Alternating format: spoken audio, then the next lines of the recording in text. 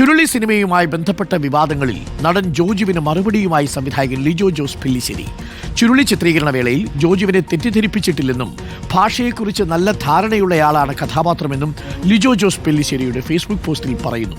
ജോജുവിന് പ്രതിഫലം നൽകിയതിന്റെ രേഖകളും ഇപ്പോൾ ലിജോ ജോസ് പെല്ലിശ്ശേരി പുറത്തുവിട്ടിട്ടുണ്ട്. അഭിനയിച്ചതിന് പ്രതിഫലം ലഭിച്ചില്ലെന്ന് ജോജു ആരോപണം ഉന്നയിച്ചിരുന്നു. സജോ ഉണ്ട് കൂടുതൽ വിവരങ്ങളുമായി. Sajo, good morning once again. ആവശ്യമില്ലാതെ ചുരുളിയെപ്പോലെ കാര്യങ്ങളൊക്കെ ഇങ്ങനെ വരേണ്ട വല്ല കാര്യമുണ്ടോ? ചുരുളിയിലെ ഭാഷ ഉപയോഗിച്ചുകൊണ്ടാണ് ഇപ്പോൾ പല പ്രയോഗങ്ങളും നാട്ടുകാരൊക്കെ നടത്തുന്നത്. എന്താണ് സംഭവിക്കുന്നത്? ഇപ്പോൾ ലിജോ പ്രതിഫല തുക തന്നെ ഇപ്പോൾ അതിൻ്റെ രേഖകളൊക്കെ പുറത്തുവിടുക എന്ന് പറയുന്നത് അതിന് ആ സിനിമ ചലച്ചിത്ര മേഖലയിൽ തന്നെ നാണക്കേടുണ്ടാക്കുന്ന ഒരു പരിപാടിയായിപ്പോയി. എന്താ സംഭവിച്ചത് സജോ?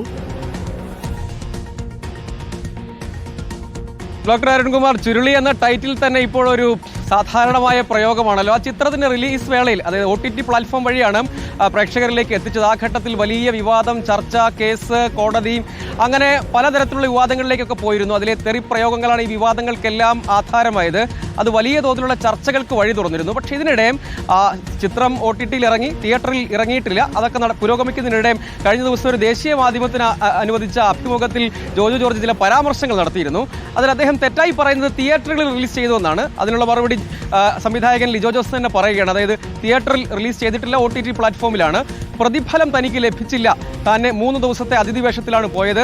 അതിന് 2 വേർഷൻ ഉണ്ടായിരുന്നു. തെറി പറയുന്ന ഒരു ഭാഗവും അതല്ലാതെയുള്ള ഒരു വേർഷനും ഷൂട്ട് ചെയ്തിരുന്നു.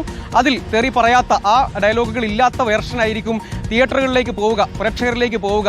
കൂടുതൽ തെറി പദങ്ങളൊക്കെ ഉൾപ്പെടുത്തിയിട്ടുള്ള ആ ഭാഗം അവാർഡിന് മാത്രമേ അയക്കുകയുള്ളൂ എന്നാണ് തന്നെ ധരിപ്പിച്ചിരുന്നത്. പക്ഷേ പിന്നീട് അത് പ്രേക്ഷകരിലേക്ക് എത്തി. അതിപ്പോൾ ചുമന്നുകൊണ്ട് നടക്കുകയാണ്. താൻ 3 ദിവസം അഭിനയിക്കാൻ പോയി, പണം കിട്ടിയില്ല. അതിൻ്റെ ബുദ്ധിമുട്ടുകൾ തനിക്ക് നേരിടേണ്ടി വന്നു.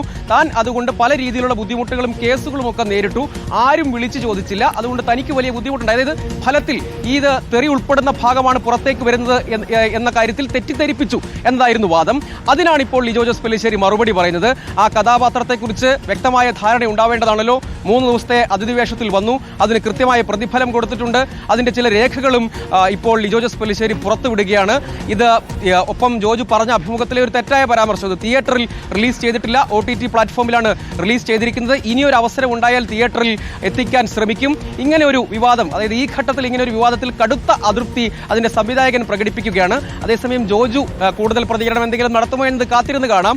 ജോജു പറയുന്നത് ആ സിനിമ കൊണ്ട് പല പൊല്ലാപ്പും തനിക്കുണ്ടായി, പണവും കിട്ടിയില്ല, ബുദ്ധിമുട്ടിയത് താനാണ്. ഒടുവിൽ ആ സിനിമയെ ഉപയോഗിക്കേണ്ടവർ ഉപയോഗിച്ചു, തനിക്കതുകൊണ്ട് വലിയ പ്രയാസങ്ങളൊക്കെ ഉണ്ടായി എന്ന രീതിയിൽ അദ്ദേഹത്തിന്റെ അതൃപ്തിയും മനോവിഷമവും ഒക്കെയാണ് ഈ അഭിമുഖത്തിൽ തുറന്നു പറഞ്ഞത്.